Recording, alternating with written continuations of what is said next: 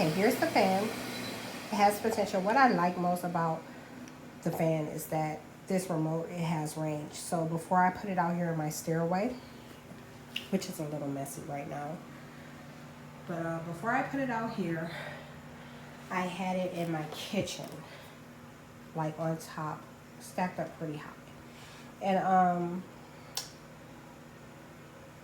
it didn't do so well in there.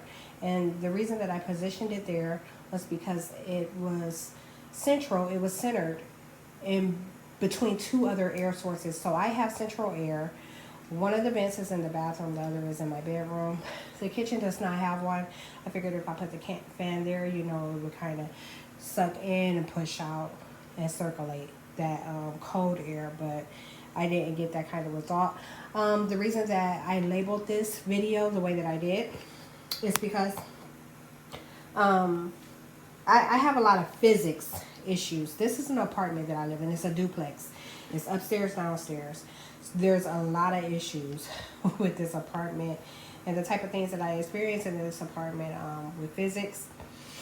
So there's times where like it's pointing right at me and you can't feel anything.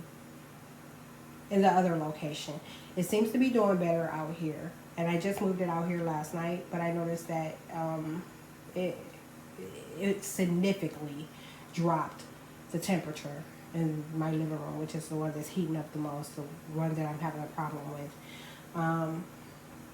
The main reason that I purchased it. So I have a little dust on it.